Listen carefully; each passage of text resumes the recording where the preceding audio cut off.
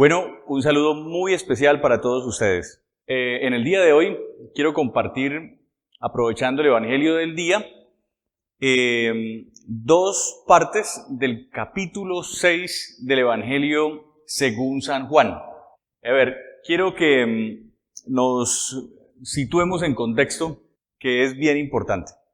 Este capítulo 6, dicen la mayoría de los estudiosos de la Biblia, que puede ser el más profundo, el más teológico y cargado de significados del Evangelio de Juan. Este capítulo 6 pareciera ser que fue una catequesis de esas primeras comunidades cristianas que la utilizaban durante varios años y al final era que se celebraba el bautizo en esas personas que iniciaban en el cristianismo. Se llamaba el camino del catecumenado. Y esta gran catequesis, este capítulo 6, tiene muchos detalles, como el Evangelio de Juan, pero muchos detalles. Y yo solamente me voy a referir a unos cuanticos puntualmente, ¿sí? Pero la tarea de casa es que cojamos todo el capítulo 6, que nos le metamos a profundizarlo, a mirar cada palabrita, y ahí no solamente nosotros podemos hacer un recorrido de la Eucaristía, sino del bautizo y de la persona de Jesús como ese personaje central en la vida de cada uno de nosotros los creyentes. Entonces imagínense cuando ustedes están leyendo el capítulo 6, básicamente, ¿cuál es la cartilla de la catequesis para que una persona se bautice, haga la primera comunión y se confirme? Capítulo 6 del Evangelio de Juan. Obviamente, teniendo en cuenta que prácticamente cada versículo dice, es toda una catequesis, ¿sí? Entonces, bueno, en esta primera parte vamos a ver del capítulo 1 al capítulo 15. Y en la parte que les enviaré mañana, vamos a ver capítulo 6, versículos del 16 al 21. El resto nos queda de tarea y ya es para trabajo en casa, ¿listo? Entonces digamos que lo de hoy se llama Jesús Pan de Vida, parte 1. Mañana Jesús Pan de Vida, parte 2, ¿vale? Así como hicimos con Nicodemo. Nicodemo lo dividimos en 3 partes y, bueno, esa enseñanza también está muy cargada.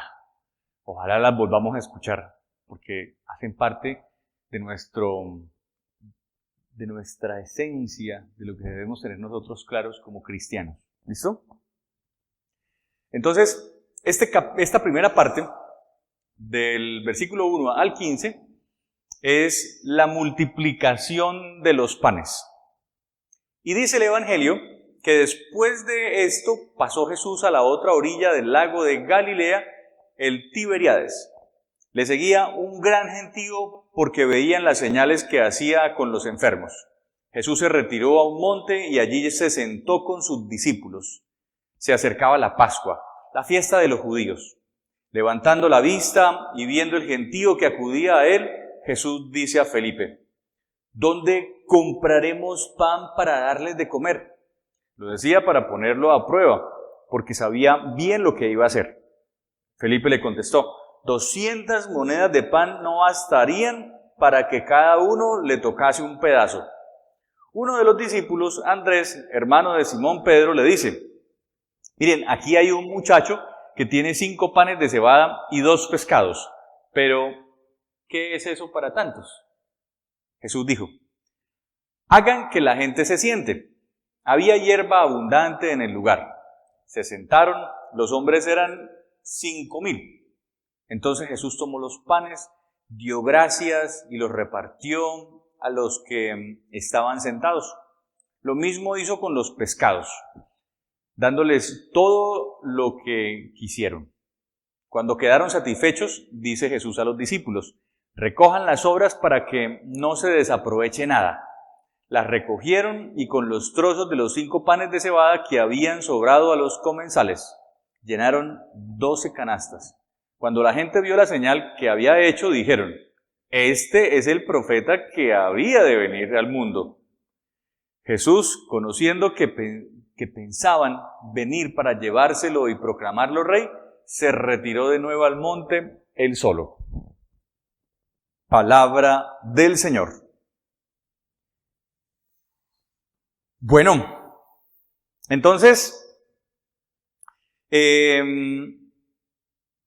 Jesús pone a prueba a Felipe hablándole del comprar, ¿no? Qué gentío, 5,000 hombres. Y entonces Jesús así todo como medio irónico y poniendo a prueba, imagínense a Jesús así como que picándose el ojo él mismo porque no tenía con quién más picárselo ahí, ¿no? Entonces dice, ¿dónde compraremos para darles pan de comer a toda esta multitud? Y dice el mismo Evangelio, lo decía para ponerlo a prueba porque sabía bien lo que iba a hacer. Entonces Felipe contestó, 200 denarios, 200 monedas, 200 jornales, o sea, eso equivale al sueldo de un año. Eso no bastaría para que cada uno le tocara un pedazo. Básicamente lo que está diciendo es, nosotros no tenemos ni esto para nosotros poder ir a comprar comida para esa gente. Ok. Miren la pregunta de Jesús irónica. ¿Dónde compraremos pan para darles de comer? Es una manera como nos interpela el Evangelio y nos dice, oigan, la solución de las cosas, la solución de tu vida está en comprar. ¿Será que ahí es donde nosotros encontramos nuestra felicidad? Jesús dice, ok, vamos a comprar, pero bueno, primero, para darles de comer, se necesita mucha plata y no la tenemos. Y segundo, yo creería que así les demos de comer, eso tampoco podría solucionar el asunto. Por eso la pregunta irónica, ¿dónde compraremos pan para darles de comer? Nosotros siempre decimos, claro, es que la solución está en lo económico. La solución de todo esto está en lo económico. Y bueno, una partecita de la solución de nuestros problemas son de origen económico.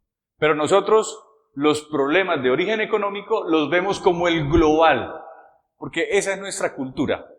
Ahí estamos inmersos. Así nos educaron. Así todavía lo seguimos viendo durante siglos. Entonces, cuando Jesús está preguntando eso, está diciendo, oigan, yo creo que todos nosotros estamos pensando que la solución aquí es plata. Pero hay algo más que eso. Hay algo más que plata. Y entonces Felipe le contestó, bueno, pues esto no nos va a alcanzar para nada. Entonces Andrés propone otra solución. Dice, aquí hay un muchacho que tiene 5 panes de cebada y 2 pescados. Pero esa solución que propone Andrés, pues sigue siendo insuficiente. No le augura mucho el asunto, ¿no? Entonces, Felipe prácticamente sigue el esquema de la necesidad de comprar. Sí, aquí hay gente que tiene alguito, pero falta más. Y siempre nos falta más. Cuando hablamos en temas económicos, siempre nos va a faltar más. Entonces, ¿qué propone Jesús? Jesús dice, bueno, les voy a proponer algo. Hagan que la gente se siente. Ojo a esto, este signo es muy importante. Ya Jesús los puso a prueba. Las soluciones que dieron, pues básicamente no satisfacen, no alcanza. Y entonces Jesús dice, listo, les voy a decir cómo se hace la cosa. Hagan que la gente se siente. Ojo a esto. En aquella época, los esclavos o los que trabajaban en casas, así no fueran esclavos, trabajaran con otras personas, cuando comían en la casa, ellos, si no eran de la casa, si no eran de la familia, tenían que comer de pie, pero no sentados, o tal vez así como acurrucados, no sé, pero no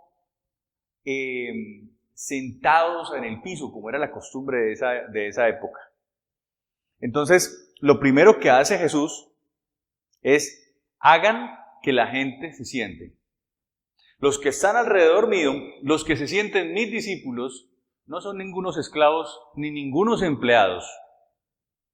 Son mi familia, son de mi estrecho vínculo. Y así quiero que todos los seres humanos se traten. Así quiero que compartan, sintiéndose miembros de una misma familia. Recuerden, ustedes, Dios y yo somos uno. Y así es que Jesús quiere que nosotros nos tratemos. Por eso, hagan que la gente se siente. ¿Sí? Dice que había hierba abundante en el lugar. Es decir, era un lugar cómodo.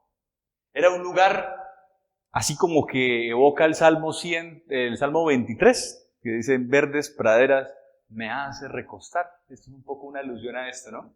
Imagínense ustedes así, en un lugar bien frondoso, bien bonito, que ustedes puedan tirarse en el piso, encima del césped bien esponjoso. Qué rico, ¿cierto? Todos, absolutamente todos, nos dice Jesús, tenemos derecho a sentarnos en la misma mesa para compartir el mismo pan, que es el mismo pan, que es Jesús, que se da a todos por igual. Y ninguno es sirviente de nadie. Y aunque tengamos nuestros trabajadores, aunque mucha gente dependa económicamente de nosotros, no son menos que nosotros, ni nosotros somos más que ellos. Y ojo con esos pensamientos inconscientes que muchas veces nosotros tenemos. No, espérate, es que aquí toca como que, todo eso que queda así como que aquí atrás de la garganta, ojo con eso. Revisemos esos pensamientos, revisemos esas creencias. Entonces se sentaron y los hombres eran 5,000. Entonces Jesús tomó los panes, dio gracias y los repartió a los que estaban sentados. Y lo mismo hizo con los pescados, dándoles todo lo que quisieron. Ojo a eso, todo lo que quisieron. Cuando quedaron satisfechos, ahí sí Jesús le dice a los discípulos, recojan las obras para que no se desaproveche nada. Oigan, aquí esta parte tan eucarística. Ustedes recuerdan en el audio del lavatorio de los pies, yo les decía que Jesús dice que comieron y enseguida se puso a lavarle los pies. Es decir, él no menciona la última cena porque la introduce en este capítulo 6. Básicamente, el relato de la última cena es como si Juan lo enmarcara en este capítulo. ¿Sí? Cuando habla de Eucaristía, todo lo pone aquí en el capítulo 6. Entonces, dice que tomó los panes, dio gracias y los repartió a los que estaban sentados. Es decir, a todos los suyos. Jesús nos comparte todo. Absolutamente todo. Uno dice, ustedes a veces no han dicho como que, hombre, yo quisiera que Dios me diera un poco más de esto, yo quisiera pedirle a Dios que me regalara, pero uno dice, espere, ya Dios me lo dio todo, nosotros porque estamos pidiendo por pedacitos. ¿No será que es que a nosotros nos encanta dar por pedacitos y así como que te portaste bien, entonces te doy otro poquito? y si hiciste algo que me gustó y como me gusta, pues te doy otro poquito más. Y así uno piensa que Dios actúa con nosotros. Y cuando Jesús dice que se sienten todos, está diciendo, aquí les voy a dar a todos. Y lo que quieran, todo, yo no me guardo nada, porque es que Dios no se guarda nada, Él se ha dado todo. Y uno de los significados de Jesús en la cruz es que Él dice, no me voy a quedar con nada, hasta se repartieron la túnica y lo dio todo. Y al resucitar está con nosotros todo. Eso necesitamos entenderlos, todo. Jesús es abundancia. Cuando nosotros empezamos a sentir a Jesús en nosotros, es una cosa maravillosa porque es que Jesús no es ningún tacaño, ningún capitalista. Jesús no es un personaje cualquiera. Jesús lo es todo para mí y yo soy todo para Él. Y eso es lo que tenemos que empezar a entender de ahora en adelante. Y entonces, dice que al pronunciar la acción de gracias, este signo reconoce que el pan y los peces son, adivine qué son el pan y los peces. ¿Qué son? Todo el mundo va a decir, la Eucaristía. No, o no precisamente. Los peces y los panes son un don de Dios. No es una propiedad privada. Miren, esto es una belleza. Cogió el pan, dio gracias a Dios, porque como quien dice, los peces también, y le dio gracias a Dios. Oye, esto no es mío. La comida no es de nadie, la comida es de todos. La comida Dios nos la regaló a todos. ¿Por qué nos costará tanto entender esto? ¿Por qué? ¿Cómo vamos nosotros a liberarnos de todas estas creencias? Esto es mío, y mío, y mío. Qué cosa tan terrible, ¿no? Oigan, por eso yo quiero que nos quedemos en este pedacito de la Eucaristía. Entonces Jesús tomó los panes, dio gracias y los repartió a los que estaban sentados, es decir, a los libres, a los seres humanos, hijos de Dios, libres, ningún esclavo. Y lo mismo hizo con los pescados, dándoles todo lo que quisieron. ¿Ustedes se acuerdan del relato del hijo pródigo? Papá, deme la herencia porque me voy. Ah, bueno, mijo, tómela toda. Y uno dice, wow, este pelado inmaduro y está pidiendo la herencia y el papá se la da.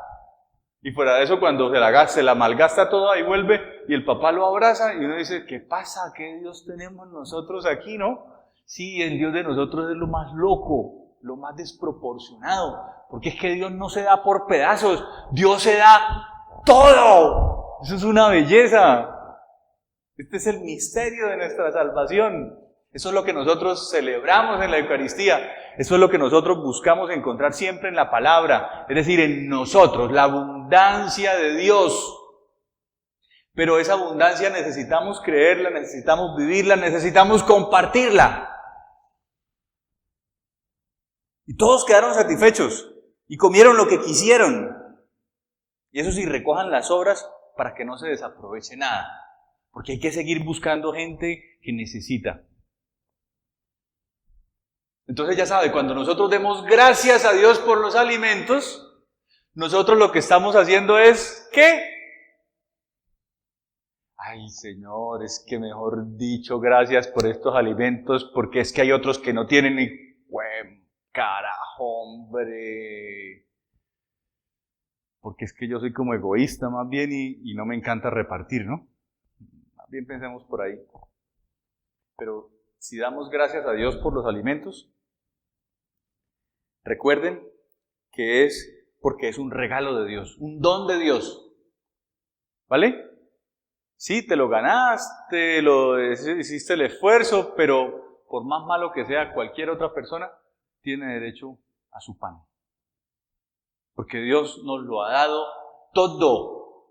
No nos parceló la tierra ni la comida. Nosotros hemos sido los que lo hemos hecho de esa manera. Pero quiero que reiterarles algo y que nos quede algo muy claro hoy. Cuando nosotros nos sentemos en nuestro hogar a darle gracias a Dios por los alimentos, es porque es un regalo de Dios. Y porque así como yo tengo derecho a comer, todo el mundo tiene derecho a comer y todo el mundo tiene derecho a la libertad. Todo el mundo es un hijo de Dios. Nadie es esclavo de nadie ni sirviente de nadie. Entonces, esto quiero que nos quede muy claro. Darle gracias a Dios por los alimentos o por las cosas que nos da es poder entender que lo que hay en esta tierra es un regalo de Dios para todos los seres humanos. Voy a decir algo duro que me cuesta decirlo. ¿Qué tendremos guardado que le hace falta a otro? Que le pertenece a otro. ¿Qué tanto guardamos? A veces guardamos de más, de manera excesiva, para cuidar un futuro. Y tenemos el descaro de darle gracias a Dios. Tenemos el descaro de darle gracias a Dios y nosotros guardándonos lo que a otro le pertenece o lo que otro necesita, ¿no? Esto es duro entenderlo. Miren, dentro de mi cultura y dentro de todas mis creencias, esto es de lo más duro para mí. Pero también aquí he podido experimentar mi libertad cada vez que puedo compartir algo de lo que tengo o de lo que soy. Aquí puedo experimentar que soy un verdadero hijo de Dios como cualquier otro ser humano. Y eso me hace sentir todavía más grande y más sólido. Porque me siento parte de Dios. Me siento parte de otras personas. Me siento uno con ustedes y con Dios. Y eso me hace más fuerte. Pero no es fácil. Porque el ego me lleva siempre y me jala a decir, pero espere, ¿y lo suyo? Guárdelo porque para mañana. Bueno, termina diciendo el Evangelio que las recogieron, todo lo que sobró. Llenaron 12 cestas. ¿No? 12 cestas significa el nuevo pueblo de Dios que sigue sediento, sigue con hambre. 12. Y cuando la gente vio la señal que había hecho, dijeron, este es el profeta que había de venir al mundo. Este es el que necesitamos para que nos deje comer. Nosotros a veces conseguimos las cosas así y ya queremos entonces que todo sea así tan fácil, ¿no? Y nos seguimos quedando otra vez como en el asunto de lo material, del comprar, ¿no? Del no trabajar. Y este es otro asunto, ¿no? Pero bueno, en fin. Entonces Jesús, pues conociendo lo que pensaban venir para llevárselo y proclamarlo rey, el rey que le multiplicara los panes facilito, entonces se retiró de nuevo al monte, él solo, a orar, a que se le bajara el ego, porque Jesús debería estar también así como que, ¡wow! ¡Qué berraquera era lo que yo hice! Y los discípulos diciéndole bien y todo el mundo aclamándolo. Y entonces dijo Jesús, espérate un momentico, qué pena, así como cuando uno va para el baño así como urgente. Jesús dice, me voy a estar solo. Me la estoy creyendo y eso me está afectando. Ya vengo. Se iba solito, se ponía a orar y le decía, Señor, esto lo hiciste fue usted. Usted, Dios, usted fue el que lo hizo. Gracias, Señor, gracias. Y te agradezco que me hayas elegido para esto. Te agradezco que me hayas escogido. Gracias por permitirme servirte, Señor.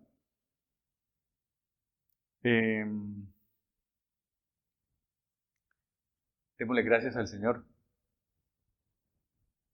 pero pidámosle perdón por tanto que nos guardamos, tanto que escondemos, tanto que tenemos y no queremos compartir. Bendito seas, Señor Jesús.